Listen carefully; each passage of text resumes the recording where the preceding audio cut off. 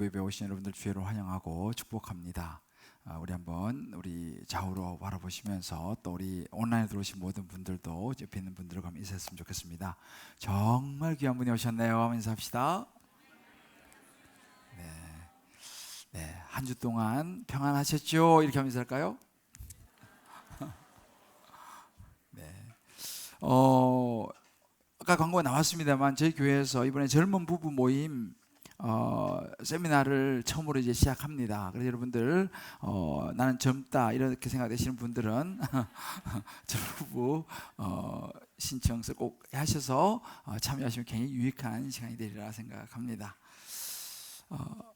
한 그 화랑에 두 개의 이 초상화의 그림이 이제 걸려 있었습니다. 한쪽 벽에는 좀 배경이 약간 좀 어두우면서 분노와 또 어떤 질투의 감정을 이렇게 좀 불러일으키는 듯한 그런 그 인상의 한 남자가 큼지막한 모자를 쓰고 이 콧수염도 기르고 눈빛도 아주 예리한 또 좀 이렇게 교만하고 거만해 보이는 그런 그 인물의 사진입니다. 뭔가 야망을 가지고 달려가는 듯한 그런 사람.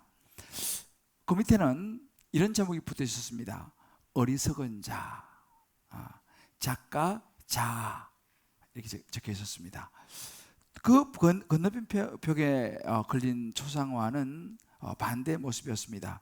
이 남자는 아주 점잖하고 표정도 아주 평온한 그런 그 표정, 자세, 또 눈은 아주 사람들을 이렇게 초대한 듯한 그런 눈, 또 손은 이렇게 섬길 수 있는 그런 준비가 된 듯한 그런 손의 모습, 또 사람들에게 귀를 기울이면서 많은 사람들이 또 그 사람을 이렇게 주목하는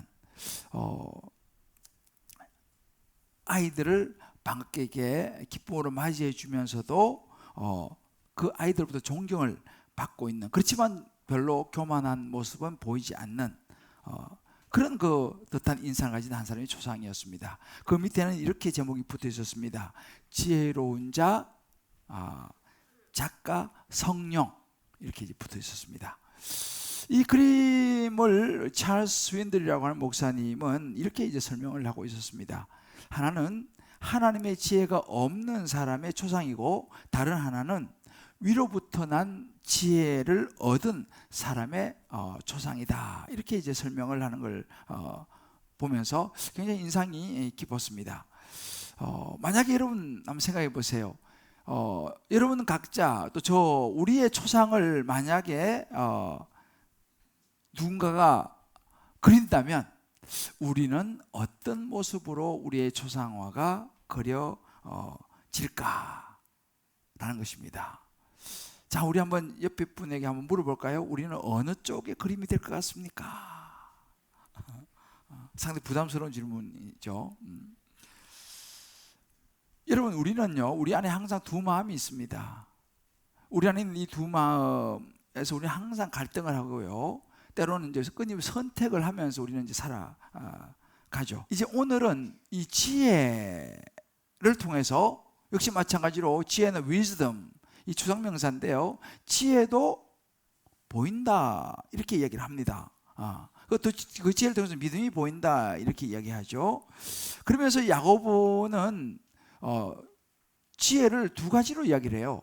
하나는 하늘의 지혜와 세상의 지혜입니다. 이걸 구분을 합니다. 그래서 13절에 이제 그런 이야기를 하죠. 너희 중에 지혜와 총명이 있는 자가 누구냐? 그는 선행으로 말미암아 지혜의 온유함으로 그 행함을 볼지니라 이렇게 얘기합니다. 여기서 말하는 이제 이 지혜라고 하는 이 의미는 그 원래 이 소포스, 호크마 이런 이제 원어를 쓰는데요.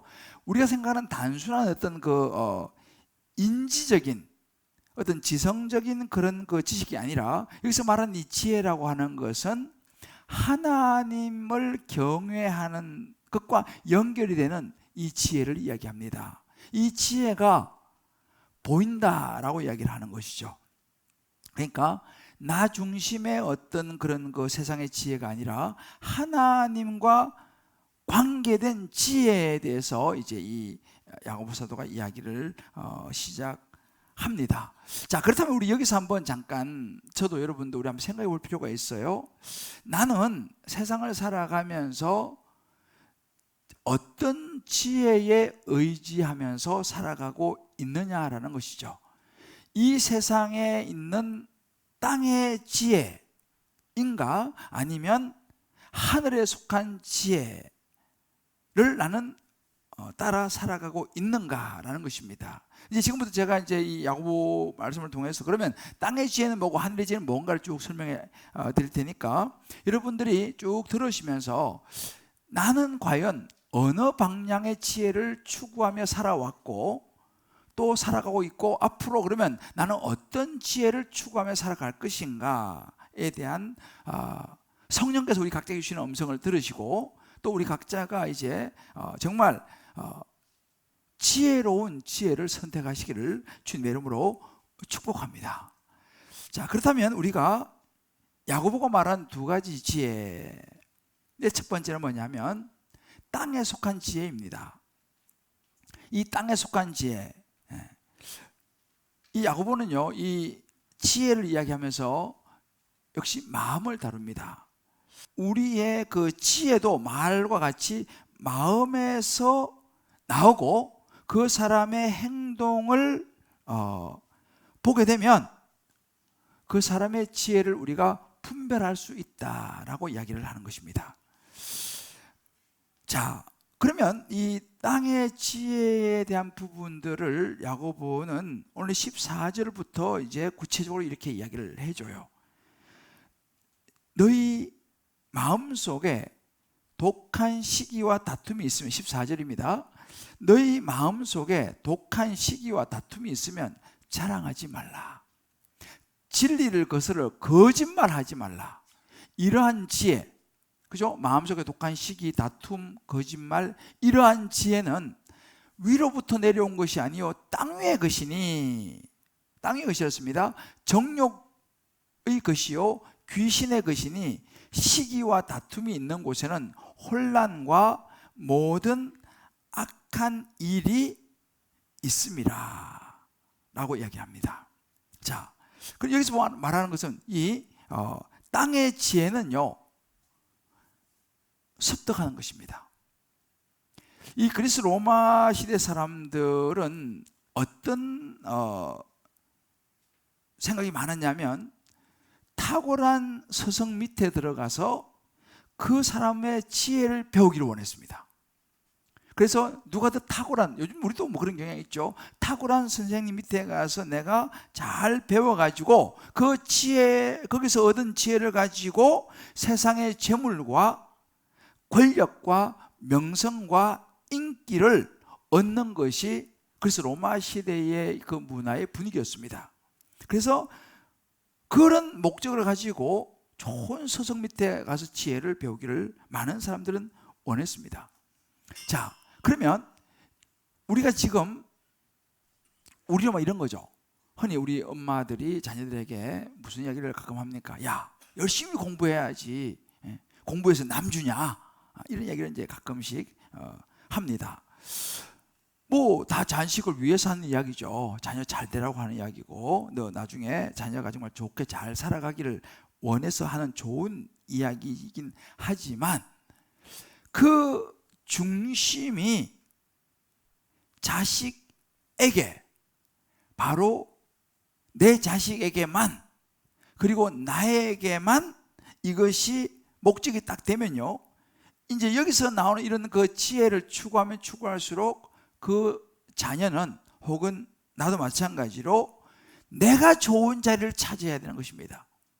내가 다른 사람은 어떻게 했든 간에 내 자녀가 잘 돼야 되고, 내가 잘 돼야 되고, 그러다 보면 어떤 현상이 생기냐면 우리 안에 이제 야고보 사도가 이야기하는 거죠. 시기와 다툼이 일어난다는 거죠. 여러분, 시기가 뭡니까? 시기는 어디서부터 나오냐면 비교라고 하는 것에서부터 출발되는 게 시기입니다. 그래서 내가 볼 때는 우리 자녀가 학교에 가서 90점을 맞아왔습니다. 뭐 그 정도 굉장히 잘한 거죠. 그런데 옆집 애를 보니까 95점을 맞은 거예요. 그러면 여기서 기분이 좋습니까? 90점, 괜찮다 그랬는데 옆에 보니 95점 맞은 거야. 그러면 이제 우리 마음이 사실은 좀 씁쓸하다고 할까요? 여기 이제 시기입니다. 시기는 비교거든요. 비교하기 전까지는 괜찮았어요. 뭐 이 정도 살면 되지. 뭐 이 정도 먹으면 되지. 그런데 옆에를 보고 주변을 보니까 나보다 더 나은 거예요. 그러면 이제 거기서 올라오는 것이 시기인 거죠. 비교가 되는 것입니다. 그러면 이제 거기서 어떤 것이 일어나냐면 다툼이 일어나요. 그러면 이제 원망이 시작되고, 야, 친구 집에 가니까 친구는 이런 평소에 살던데 나는 이런 평소에 살아야 하냐. 그 남편이 퇴근하는 적시 남편과 이제 한바탕 또 딴 나라 이야기인가요? 이렇게 시기와 다툼과 이런 것들이 이제 일어나기 시작한다는 거죠.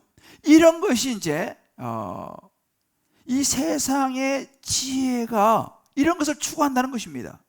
그러면 이제 어떻게 되냐면 이 다툼이라고 하는 이 말의 그 시작은요, 당을 나누다, 파당을 나누다 이런 의미가 있어요.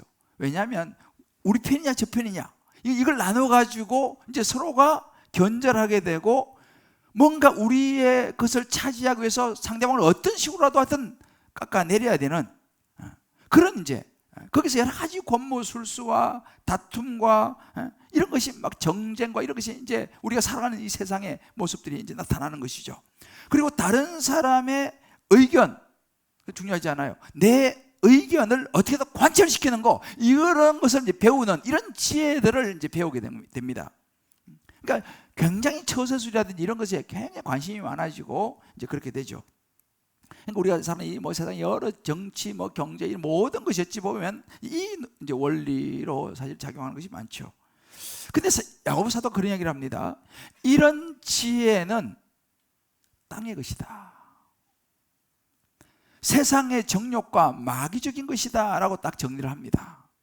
그래서 예수 믿는 사람은 진짜 당신 신앙인이냐, 예수 믿는 사람이냐, 그러면 그런 세상의 지혜를 따라가서는 안 된다라는 거예요.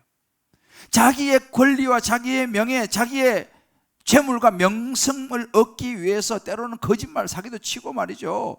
때로는 막 아닌 것도 막 맞는 것처럼 자랑도 하고, 때로는 교활하고 약삭빠르게 행동하고, 상대방을 어떻게 해서라도 그냥 주저앉히고, 예를 들면 어떤 일이 벌어지냐, 혼란이 오는 거예요.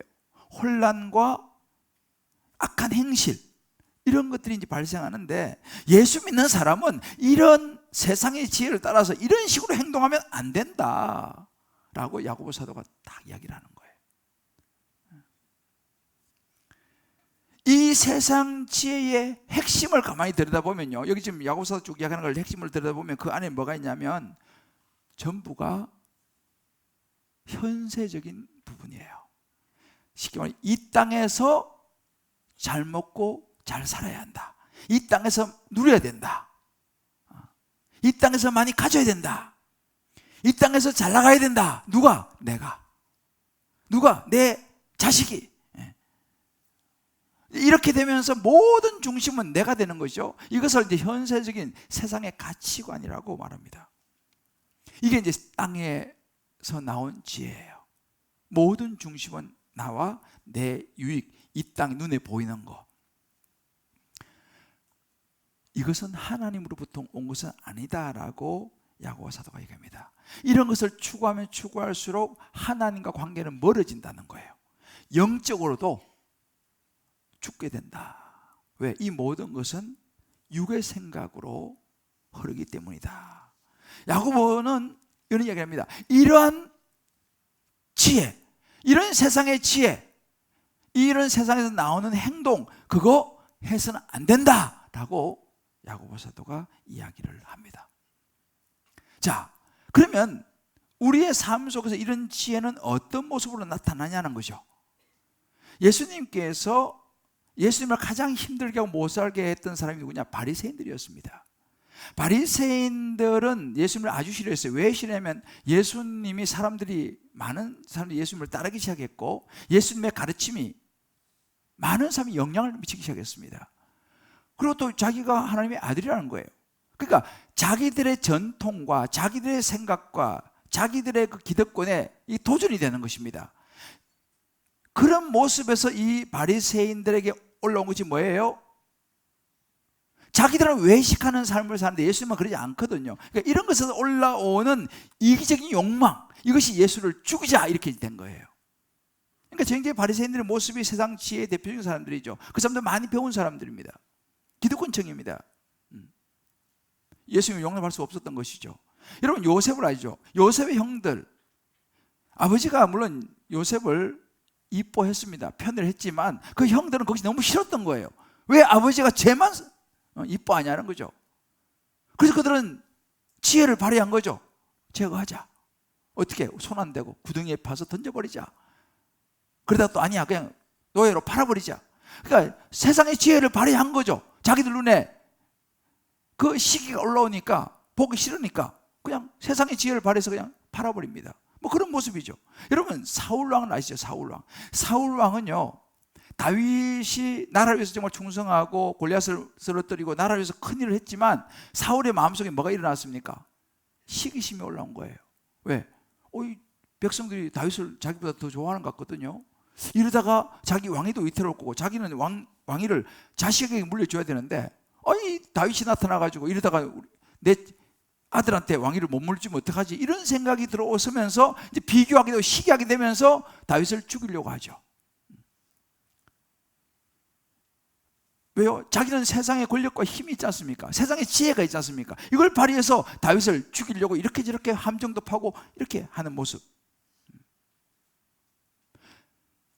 이게 야고보가 말하는 어리석은 세상의 지혜라는 것입니다. 욥기 5장 2절에 그런 구절이 있어요. 분노가 미련한 자를 죽이고 시기가 어리석은 자를 멸한다 그랬습니다. 이 시기라는 건 사람을요 멸망하게 만드는 거예요. 잠언 14장 30절에 심지어 이렇게 얘기합니다. 시기가 뼈를 썩게 한다 그랬어요. 여러분 정말 시기라는 건 정말 이거는 우리의 뼈를 썩게 한다. 그래서 아까 얘기했잖아요. 비교가 참 안 좋은 것입니다. 사단은 이 비교를 이용해서 우리를 시기심을 자꾸 갖게 하고 자꾸만 우리를 이렇게 무너뜨리는, 이것을 누가 하느냐? 사단이 가는 거예요. 그러니까 결국은 이런 세상의 지혜에 빠져서 우리가 흔들리면 마지막 결론은 결국 부정적인 결과를 가져와요. 사울이 어떻게 됐습니까? 결국은 모든 걸 잃어버리고 망하게 되는 그런 결과를 가져왔죠. 성경에 또 이런 인물이 있어요. 여러분이 잘 아시는 아나니아와 삽비라가 있습니다. 이 아나니아와 삽비라는 이 초대교회 때 교회에서 남들 굉장히 헌신한다는 사람이었습니다. 딴 사람들이 이렇게 막 하나님에 헌신하니까 우리도 헌신하자 그래가지고 자기들이 헌신한 걸 보여주기 위해서 누가 그렇게 하라고 말하는 것도 아닌데 자기 있는 그 땅을 팔아가지고 사도들 앞에 가지고 와서 바칩니다. 우리도 이렇게 헌신합니다. 근데 문제는 뭐냐면 이 사람들은 머리를 쓴 거예요. 다른 사람 볼 때는 팔아서 다 바치는 것처럼 하고 실제로는 그 중에 얼마를 딱 떼가지고 딱 챙긴 거죠. 상당히 어찌 보면 지혜로운 거지 않습니까? 그리고 가서 이게 땅 팔았는데요, 이게 전부입니다. 이 전부를 드립니다. 그런데 그것이 세상의 지혜죠. 적당하게 사람들은 모르니까. 그런데 사도행전 5장 3절에는요 그 아나니아 삽비라의 행위를 이렇게 말합니다. 베드로가 어찌하여 사단이 내 마음에 가득하여 성령을 속이고 땅값을 감추었느냐 라고 이 아나니아에게 이야기를 합니다. 여러분 보세요. 사람들은 모르는 것 같아서 적절하게 내가 처신하고 머리를 굴리고 지혜롭게 계산을 하지만 이것은 세상의 지혜요 어리석은 것이다 라는 사실이죠. 이런 지혜를 가지고는 우리는 이 세상에서 당장은 굉장히 많은 것을 얻는 것 같이 느껴지지 모르지만은 그것으로는 영원한 생명을 얻지 못한다는 거예요. 그것으로 진정 행복해질 수 없다는 것입니다. 그래서 여러분 세상에 보십시오. 많이 가지고 많이 가질수록 사람들이 더 목말라해요. 더 가지고 싶은 거. 올라가면 올라갈수록 더 많은 번민과 힘들고 허무함과 그런 것을 느낀다는 거예요. 저는 참 제가 가끔 느끼는 것이 뭐냐면, 제가 볼 때는요, 저는 뭐 공부를 썩 잘하는 그런 학생이 아니었는데, 공부를 못하든지 중간 정도 하면 큰 관심이 별로 없어요. 근데 의외로 공부를 굉장히 잘하는 사람들이 열등감이 많더라니까요. 전 좀 놀랐습니다. 남들이 봐도 저 정도면 와, 그런데 그런 자리에 있는 사람들이 열등감이 많아요. 살아야 되냐 죽어야 되냐 뭐 이러면서. 우리같이 평범한 사람은 늘 행복하게 사는데, 여러분 이게 잘 생각해 봐야 됩니다. 세상의 지혜와 어떤 이런 것을 끊임없이 추구하게 되면요, 마지막에 남는 것은 허망한 거예요. 그래서 가끔 여러분 주변에 그런 사람 있잖아요. 마지막 세상을 떠나야 되니까 내가 인생을 헛살아는 것 같아, 너무 인생이 허망해, 이렇게 말하는 분들을 한번 보셨을 것입니다. 그분들은요, 세상의 지혜, 세상의 명예와 부와 권력과 그것을 쫓아 살았던 사람일 가능성이 아주 큽니다. 왜요? 사단이가 노리는 것이 바로 그것입니다. 사단은요, 우리가 행복하게 사는 거 아주 싫어해요. 그래서 우리의 영안을 딱 다치게 해가지고 그런 세상의 지혜가, 세상의 모든 걸 얻는 것이 진짜 그게 지혜다라고 착각하게 만들어요. 그것을 위해서 한평생을 올인하게 만든다는 사실입니다. 그래서 마지막에는 허망하게 끝나도록 만드는 것이 사단이라는 사실이에요. 저와 여러분은요, 인생의 마지막에 허망하게 인생 내가 헛살았다 라고 하는 이렇게 인생을 마무리하지 않기 위해서는 저와 여러분은 영원한 하늘의 지혜를 붙잡아야 될 줄 믿습니다. 우리가 한번 이 말씀을 가지고 각자 한번 적용을 해볼 필요가 있습니다. 나는 지금까지 살아오면서 혹시라도 이렇게 이 야고보 말하는 이런 세상의 지혜, 이 세상의 지혜를 얻기 위해서 올인하면서 살아오지 않았느냐. 뭐 이렇게 매스컴이나 TV 같은 데 나오는 정말 잘 사는 사람, 멋있는 뷰에 사는 사람, 부와 명성과 건강과 신뢰, 그런 이 실력 이런 걸 가진 사람들이 많이 나오지 않습니까? 보면서 야, 나는 뭐지? 하면서 계속 비교하면서 풀죽고 좌절하고 낙심하면서 그렇게 나는 살고 있지는 않은가?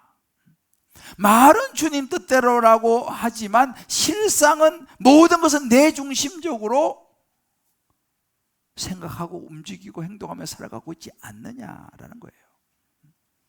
조금도 나는 손해볼 수 없다라고 계산하면서 살아가고 있지는 않느냐. 근데 여러분, 하나님의 이 예수의 십자가는요, 반대예요.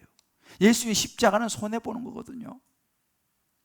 한번 끊임없이 내 자녀를 있는 그대로 받아들이지 못하고 하나님께서 존귀한 자라고 하나님의 자녀를 내게 주셨는데 끊임없이 내 자녀를 다른 자녀들하고 비교하면서 계속 스트레스 받으면서 어떻게라도 좀 더 좋은 선생을 붙여가지고 어떻게라도 그런 것에 모든 것을 내가 몰두하고 있지는 않는가라는 거예요. 한번 이런 부분들을 우리 다락방에서 한번 나눠보시고 우리 각자 한번 생각해 볼 필요가 있습니다.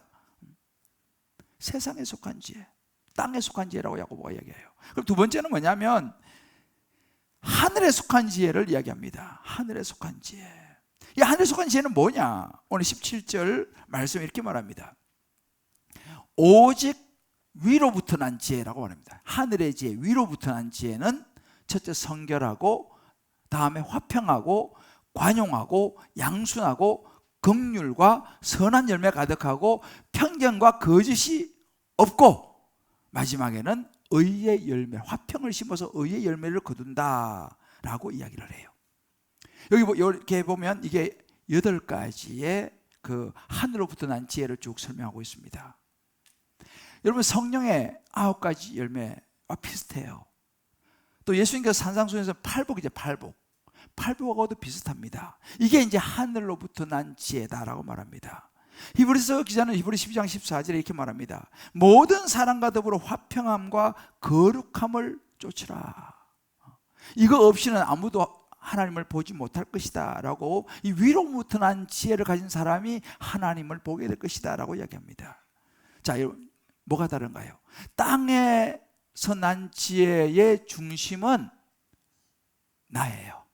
나 자신이에요. 그런데 하늘로부터 난 지혜의 중심은 내가 아니고 하나님입니다. 그래서 잠언 9장 10절에 이렇게 말합니다. 여호와를 경외하는 것이 지혜의 근본이라고 얘기했어요. 지혜는 어디서 오느냐? 하나님을 경외하는 것, 거룩하신 자를 아는 것. 그러니까 하나님을 아는 것이 지혜다라는 거예요. 그러니까 우리가 말하는 많은 지식을 얻는 데서 지혜가 오는 것이 아니고, 하나님 주신 지혜는 하나님을 아는 것에서부터 온다라고 이야기하는 거예요. 그래서 그 야고보가 그 하나님으로부터 오는 그 지혜의 모습은 뭐냐? 성결로 시작하는 거예요. 성결. 세상으로부터 더럽혀지지 않는 깨끗한 불순물이 없는 마음을 우리가 성결이라 그래요. 그리고 다른 말로 어떤 위선이라든지 두 마음, 양다리가 아니라 두 마음 품는 것이 아니라 오로지 하나님께만 딱 초점을 맞추고 살아가는 거, 이걸 성결이라 그래요. 그다음에 관용은 뭐냐면 다른 사람의 입장에서 생각해 보는 거예요. 무조건 내 생각이 아니라 관용, 다른 사람의 입장에서 생각해 보고 이해하고. 양순도요, 이 순종하고도 비슷한 말인데, 온유하고도 비슷한 말인데, 이 양수는요, 다른 사람의 의견을 인정을 하는 거예요. 그리고 받아들이고 또 하나님 말씀에 순종하는, 이걸 양수이라고 그럽니다. 편견과 거짓이 없는 거. 여러분, 편견이 뭡니까? 내가 생각하는 건 무조건 옳은 거예요. 내가 진리예요. 내가 생각하는 게 전부예요. 그게 아니라 때로는 내 생각도 틀릴 수 있고, 다른 사람이 하는 생각도 맞을 수 있다, 인정해 주는 거예요. 편견이 없는 거, 거짓이 없는 거. 그래서 의의 열매를 거두는 거, 이것이 하늘로부터 난 지혜다라고 이야기를 합니다. 그러니까 다시 말하면 하늘 지혜의 핵심이 뭐냐면, 나의 지식, 내 생각, 내 유익, 내가 생각하는 거가 아니라 하나님 말씀을 따라 살아가는 거, 하나님이 말씀하시는 거, 그것이 지혜고, 그 말씀을 따라 살아가는 것이 하늘의 지혜를 따라 살아가는 것이다 라고 이야기를 야고보 사도가 해줍니다. 그런데요, 하늘의 지혜는 세상 사람들이 이해를 잘 못해요. 말도 안 되는 소리다, 이렇게 이야기를 해요.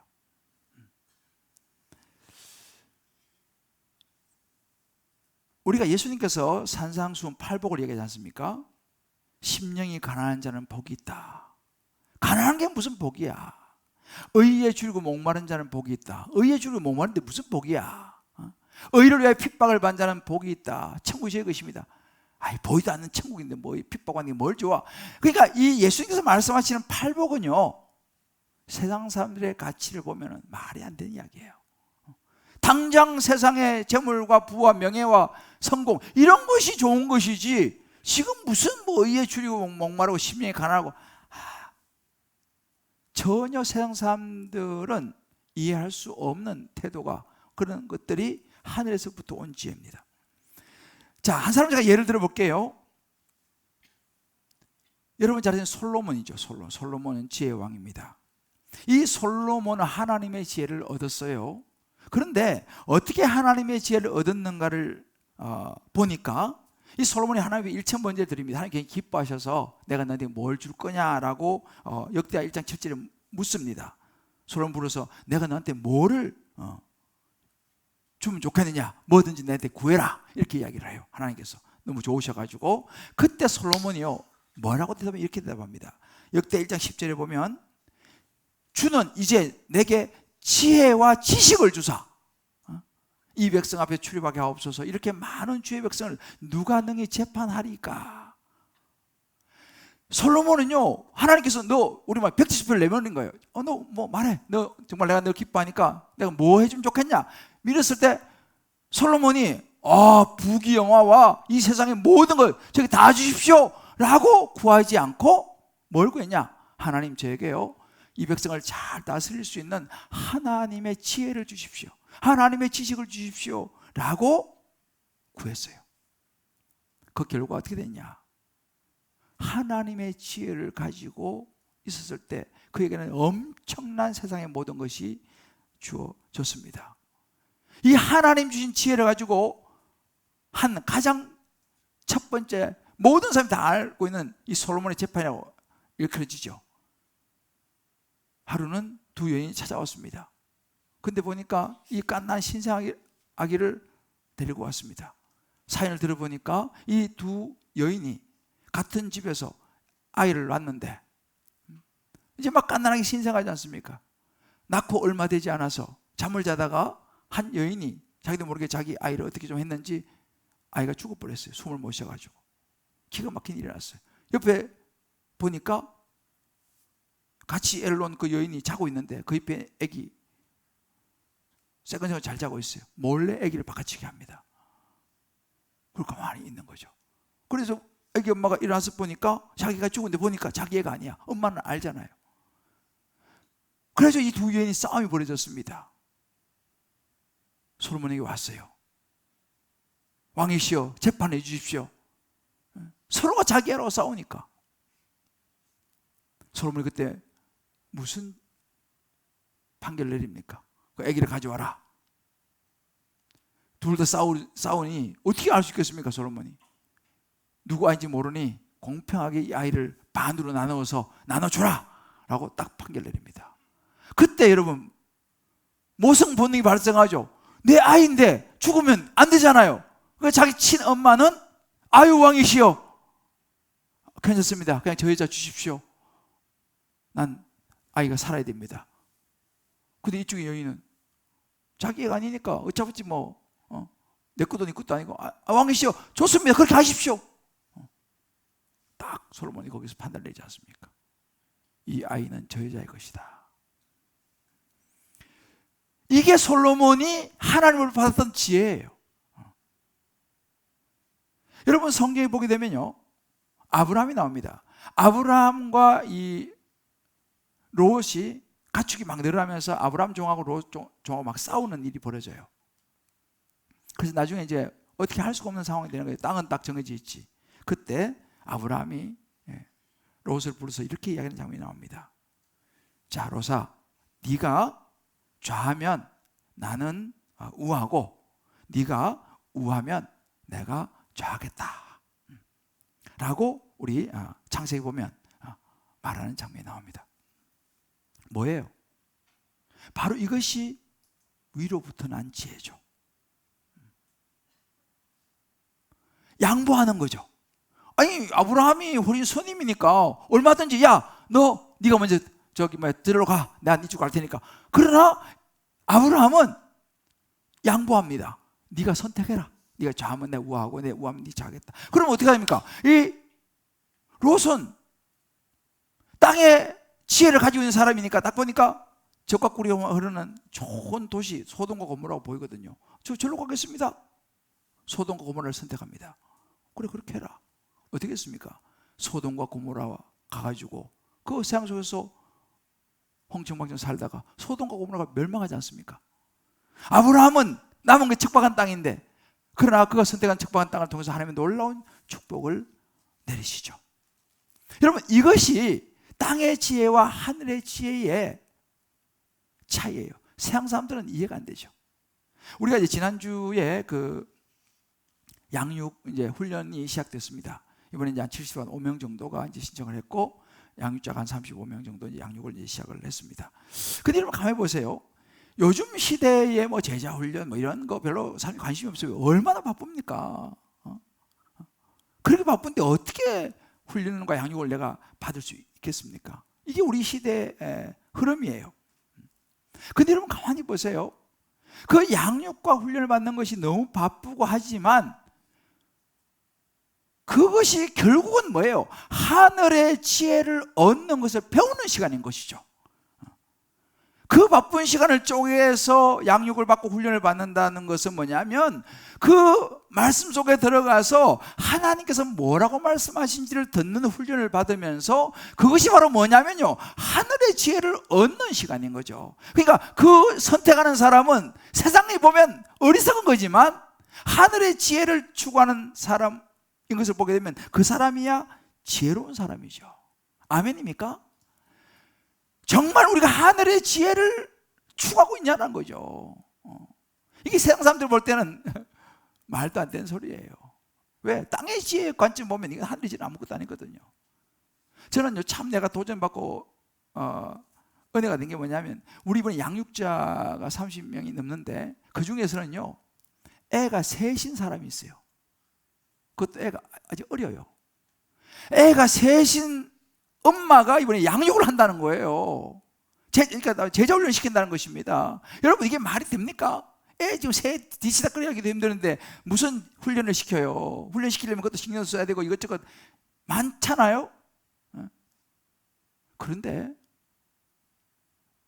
그 애 새 때리는 집사님이 제자훈련을 몇 명을 시키는 거예요. 자, 여러분, 이거 어떻게 생각하세요? 세상의 지혜로 보면 이건 정말 어쩌면 정신없는 거죠. 아니, 지금 자기 시간 얼마나 많이 빼야 되겠습니까? 물론 남편도 협조를 해줘야겠죠. 그 남편도 대단한 남편이에요. 내가 도와줄게, 괜찮아. 남편이 밀어주니까 가능하죠. 그러나 하나님의 하늘로부터 온 지혜를 보면요, 그 사람이야말로 참 귀한 분이에요.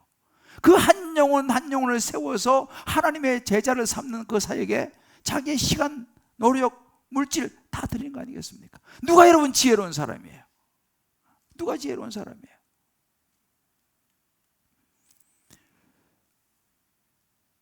우리가 이걸 잘 분별해야 됩니다. 자, 그렇다면 우리가 나는 한번 생각해봐야 돼. 나는 내 살아가는 삶이 내 안에 하늘의 지혜를 추구하는 내 삶의 패턴인가? 나는 하늘의 지혜를 따라서 가는 사람인가? 나는 내 시간과 내 물질과 모든 내 삶을 무엇을 붙잡는데 사용하고 있는가? 이걸 여러분 생각해 보셔야 돼요. 무엇이 지혜이고 무엇이 어리석음인가? 야고보가 지금 그 이야기를 하는 겁니다. 자, 그렇다면 마지막으로 제가 여러분에게 말씀드리고 싶은 건 뭐냐면, 우리도 이렇게 야고보가 말하는 하늘의 지혜로 살아가야 하지 않겠습니까? 할렐루야. 하늘의 지혜로 살아가야 돼요.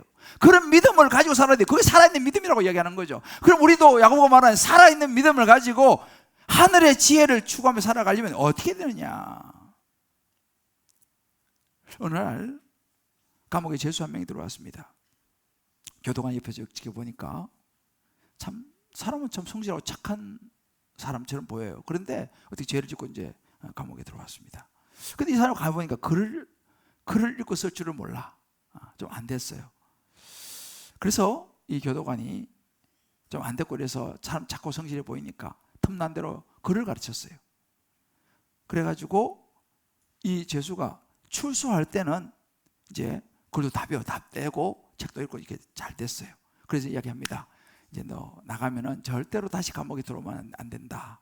이제 나가서 열심히 이제 내가 글도 다 깨우치고 했으니 열심히 살아라. 격려를 해줬어요. 그리고 이제 교도관도 굉장히 많이 뿌듯했어요. 아, 이제 잘 살겠지. 나갔는데 좀 있다가 다시 붙잡혀 왔어. 다시 들어왔어. 이거 무슨 일인가 하고 제목을 보니까 공문서위죠. 물론 뭐 지혜는 얘기가 있습니다만은 글자를 몰라서 글자를 가르쳐서 살게 했더니만 그 글자 배운 가지고 죄를 짓더라 이 말이죠. 무슨 이야기입니까? 지식의 문제가 아니라는 거예요. 지혜의 문제라는 것입니다. 지혜의 문제. 우리 인간이 지식이 부족해서가 아니라 지혜는 뭐예요? 지혜의 근원은 하나님인데 하나님을 알아야 된다는 것이죠. 예수님을 만나야 된다는 사실입니다. 할렐루야. 우리 인간은요, 저를 비롯해서 다 죄인이에요. 우리 안에 선한 것이 별로 없어요. 우리 안에는요, 시기와 질투부터 시작해가지고 욕심과 이런 어찌 보면 사막 같은 그런 상태가 우리 안에 있어요. 결코 선하지 않습니다. 어떻게 합니까? 지금 제 이야기를 하는 거예요. 제 안을 들여다보면 겉은 목사인데 사실은 이런저런 냄새나는 것이 많아요. 자, 그러면 어떻게 하겠습니까? 내 안에 계속 세상의 지혜를 추구하고 싶은 게 많습니다. 그럼 어떻게 되겠습니까? 우리 안에 그 냄새나는 이런 것들, 이런 죄들을 몰아낼 수 있는, 가지치게 할 수 있는 새로운 것이 내 안에 들어와야 돼요. 그게 뭡니까? 하나님의 영이 들어와야 되는 거예요. 하나님의 성결의 영이 들어오고 하나님의 거룩의 영이 들어와야지만이 내가 그런 것을, 세상적인 것을 떨쳐버릴 수 있는 힘이 생긴다 이 말이죠. 그러니까 하나님의 영, 하나님의 말씀이, 예수의 십자가의 복음이 내 안에 들어올 때에 우리 안에 있는 모든 것이 정리가 된다 이 말이죠. 자, 그럼 어떻게 이것이 가능하냐? 야고보 사도가 1장 5절 이렇게 말합니다. 너희 중에 지혜가 부족하거든. 누구든지 지혜가 부족하거든. 후히 주시고 꾸짖지 않는 하나님께 구해라. 그럼 주실 것이다. 지혜를 구하라는 거예요. 하나님, 내가 하늘의 지혜가 부족합니다. 하나님 주신 지혜가 부족합니다. 그렇게 느낀다면 열심히 기도해서 지혜를 구하라는 거예요. 그럼 하나님께서 주시겠다 약속했습니다. 믿습니까? 그리고 1장 21절로 이렇게 말했습니다. 그러므로 모든 더러운 것과 넘치는 악을 내버리고 너희 영혼을 능히 구원할 바 마음에 심어진 말씀을 온유함을 받으라. 내 안에 있는 모든 세상적인 것을 몰아낼 수 있는, 가지치게 할 수 있는 하나님의 말씀을 받으라는 거예요. 하나님의 말씀이 내게 임했을 때에 내게 하늘의 지혜가 주어진다 이 말입니다. 그래서 디모데후서 3장 15절에 이렇게 말하는 거예요. 또 어려서부터 성경을 알았나니 성경은, 이 하나님의 말씀은 능히 너희로 하여금 그리스도 예수 안에 있는 믿음으로 말미암아 구원에 이르는 지혜가 있게 한다. 뭐가요? 하나님의 말씀, 성경이요. 이 성경이 우리에게 예수 그리스도를 알게 하고 하나님을 알게 하는 하늘의 지혜를 있게 하는 것이 뭐냐? 이 하나님 말씀 성경이라는 것이죠. 그러니까 결국은 우리가 하늘의 지혜를 가지고 살아가기 위해서는 하나님 말씀을 결국 붙잡아야 되는 거예요. 할렐루야. 말씀 안에는 예수의 십자가를 붙잡아야 될 줄을 믿습니다. 예수를 믿어야 된다니까요. 아는 것에 그치면 안 되고요. 제가 한 집사님의 간증만 나누고 오늘 마무리할게요. 이 집사님이 민수기 4장 말씀을 이렇게 이제 묵상하고 적용했어요. 여호와께서 고핫 자손 중 30에서 50세까지 회막에서 일할 자를 계수하라고 하십니다. 저는 이 나이 때에 30에서 52 지금 얘기하죠. 이 나이 때에 하나님을 위해서가 아니라 나를 위해서, 재물 우상을 위해서 일했습니다. 감사도 없었고 하루하루 지쳐가는 삶이었지만 재물만 보고 나아갔습니다. 말씀이 없는 삶은 피폐하기만 했고 하나님을 외면하고 세상 우상을 섬기니 수고할수록 헛되기만 했습니다. 이런 삶을 사셨어요. 그러다 이분이 암 수술을 받게 됐어요. 암 수술을 받은 후에 그 과정을 통해서 예수님을 내 주로 영접하여 말씀 묵상과, 이제 우리 교회 오시게 되셔서 예수님 확실하게 붙잡고 영접하고 말씀 묵상을 하시게 되고 다락방에 가서 이것을 나누기 시작했어요. 나누니까 거기서 은혜를 받기 시작했습니다. 그러면서 이분이 이렇게 얘기했어요. 예수님을 내 주로 영접하여 말씀 묵상과 다락방에서 나눔으로 은혜를 받으니 자식과 화합하지 못하여 혼자 외로이 있는 남편을 보니 처근한 마음이 들기 시작했습니다. 이런저런 인생의 참 힘든 과정 속에서 남편하고도 너무너무 사이가 안 좋고 이런저런 상황이 늘 원망과 이런 속에 살았는데 하나님 말씀이 들어오고 예수를 믿고 말씀이 들어오고 또 다락방에서 나누고 하니까 남편이 다르게 보기 시작했다는 거예요. 그렇게 원망스럽고 미흡고 했던 남편이 이제는 척은하게 보이기 시작했다는 이야기입니다. 부족하고 편하지는 않겠지만 나에게 아이들을 맡기고 바깥 일을 하는 아들과 며느리에게 이렇게 내가 일할 수 있고 섬길 수 있는 기쁨을 준 것에 대한 감사한 마음이 들었다는 거예요. 전에는 아우 나한테 애기 맡겨 힘들잖아. 근데 이 말씀이 들어오고 나니까 그 아들과 며느리가 너무 나 이렇게 섬길 수 있는 시간 줘서 고맙다는 생각이 들기 시작했다는 거예요. 며느리가 왔는데 너무 자기하고 안 맞고 어떻게 너무 못마땅하더라는 겁니다. 그런데 하나님 말씀이 들어오고 나니까 그 며느리가 다른 것이 아니고 틀린 것이 아니고 다른 것이라는 것을 알게 됐다는 얘기예요. 그럼 이렇게 얘기합니다. 높고 낮음이 아니고 옳고 그름이 아닌 하나님의 자녀로 각자의 자리에서 순종하며 내게 맡겨진 일을 기쁘게 해나가겠습니다. 다르게 보기 시작한 거예요. 그 며느리가 이거 다른 것이 이거 옳고 그름이 아니다. 그럼 이렇게 적용했습니다. 남편에게 더 자주 연락하고 귀가하는 아들 며느리에게 더 밝은 표정으로 맞아주겠습니다. 사랑하는 성도 여러분, 이게 하늘 지혜로 살아가는 모습이에요. 여러분, 이거는 어찌 보면 세상의 지혜를 가지고는 불가능한 이야기입니다. 남편을 한번 미우면 끝까지 미워요. 잘 안 돼 이게요. 또 그럴 이유가 충분히 있지. 아내가 한번 미우면요, 마음에 안 들면요, 어떻게 해도 마음에 안 들어요. 자식도 마찬가지입니다. 부모도 마찬가지고 며느리도 마찬가지고 시어머니도 마찬가지예요.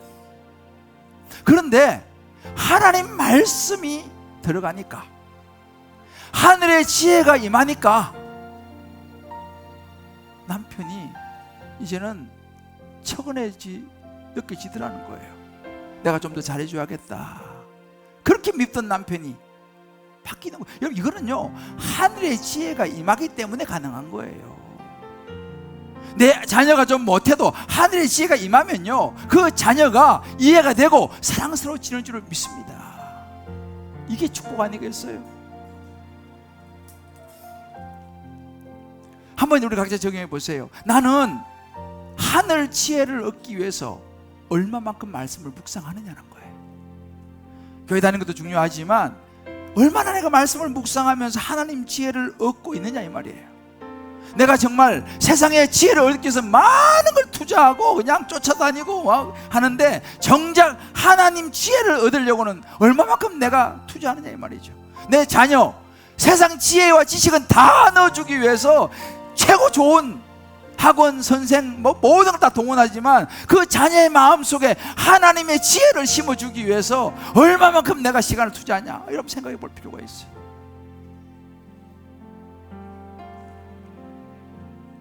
나는 지금 어떤 지혜를 추구하면서 살아가고 있냐는 거예요. 내 가정에서, 내 직장에서, 교회에서.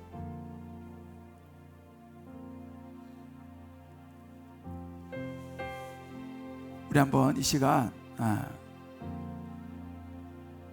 이 찬양 살모로라고 하는 찬양을 한번 같이 부르면서 오늘 말씀을 다시 한번 되새겼으면 좋겠습니다. 하늘의 지혜는요 십자가예요. 세상의 지혜로는 이해를 못하는 거죠. 그러나 여러분, 마지막에 하늘의 지혜는요 마지막에 웃습니다. 영원합니다. 세상의 지혜요, 그건 일시적인 거예요.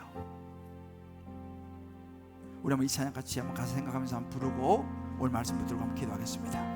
세상의 부와 세상의 명예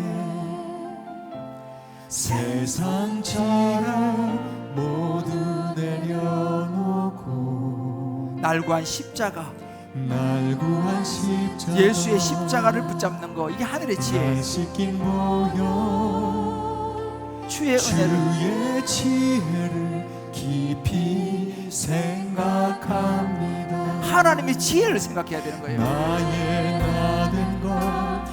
모든 것 다 다 거저 받은 선물 내 삶을 은혜로 가득 채워주셨네.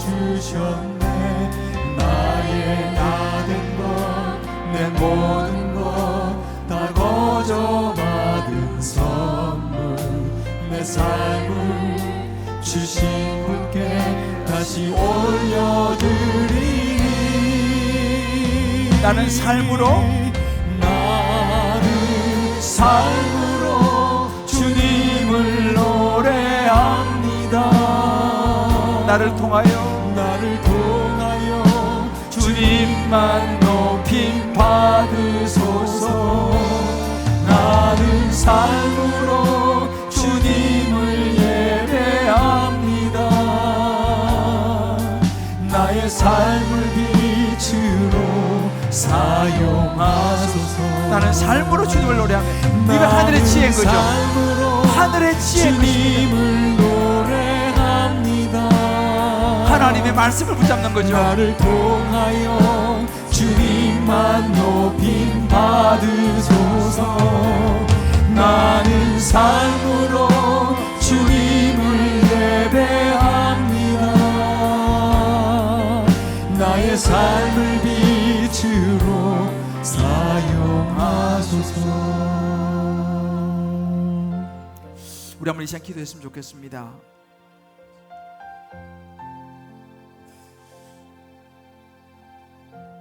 지혜라고 다 똑같지는 않다라고 말씀하십니다. 세상의 지혜가 있고 하늘의 지혜가 있다 했습니다. 세상의 지혜는 세상의 명예와 부와 자랑과 권력은 영원하지 않습니다. 끊임없는 갈증이죠. 필요 없거나 나쁜 건 아니에요. 그러나 우리가 알아야 됩니다. 그 지혜는 영원하지 않다는 사실이요. 그러나 하나님으로부터 오는 지혜, 예수를 말미암아서 나를 십자가에 죽으시고 부활하신 예수로 말미암는 그 지혜를 붙잡으면 우리에게 영원한 생명이 있을 뿐만 아니라 우리의 삶이 성결과 화평과 관용과 양순과 긍휼과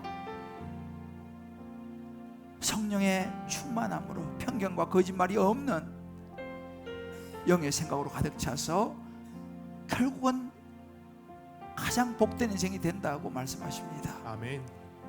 그렇게 될 때 우리 자녀도, 우리 부부 사이도, 또 우리 주변의 여러 가지 직장의 관계도 진정한 만족과 은혜가 임할 줄을 믿습니다. 아멘.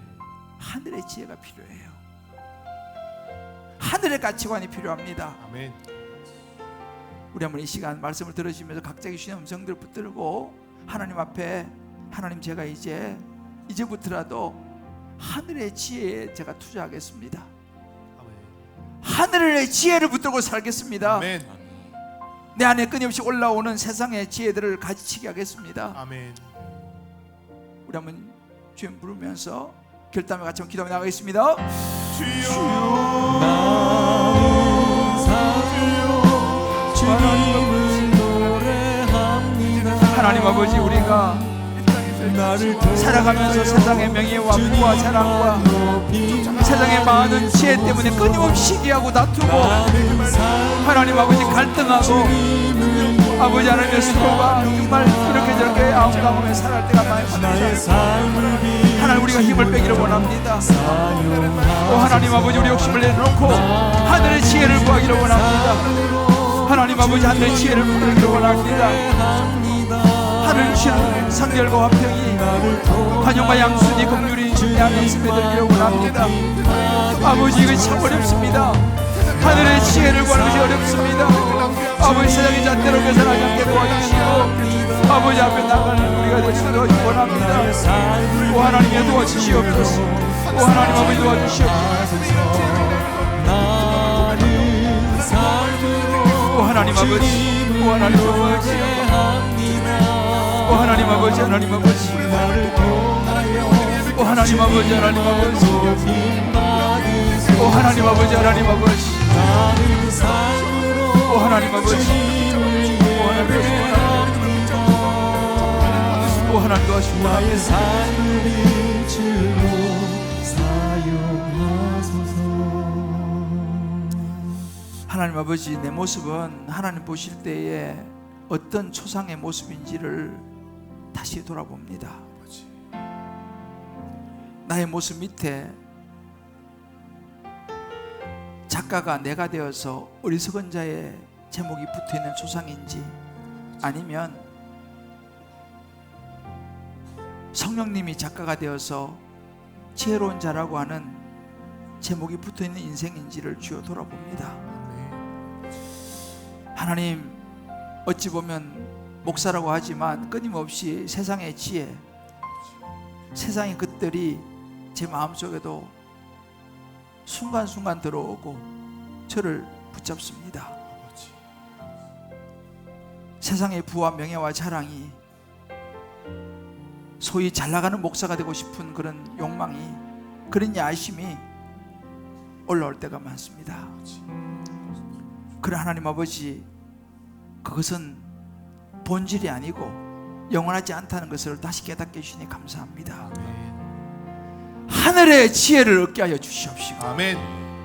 하나님 말씀을 끊임없이 묵상하면서 내 안에 있는 세상의 지혜들을 뿌리치게 하여 주시옵소서. 아멘. 하늘의 지혜로 교회를 이끌어가게 도와주시고, 아멘. 성도를 섬기게 도와주시고, 아멘. 모든 것을 하늘의 지혜를 따라 손해보더라도 십자가의 길을 가게 하여 주시옵소서. 아멘. 주님, 우리는 부족해서 또 넘어지고 연약하지만 성령이 우리를 도와주실 줄을 믿습니다. 아멘. 신앙생활도 지식으로 하지 않게 도와주시고, 아멘. 영으로 하늘의 지혜로 신앙생활도 계산하지 않고 정말 주님 사랑하는 마음 때문에 감당하는 우리가, 우리 주님 기쁨의 교회가 되게 하여 주옵소서. 아멘. 가족들에게도 또 주위에게도 그런 하늘의 지혜를 가진 모습으로 다가갈 수 있도록 도와주시옵소서. 아멘. 예수님의 이름으로 기도합니다. 아멘.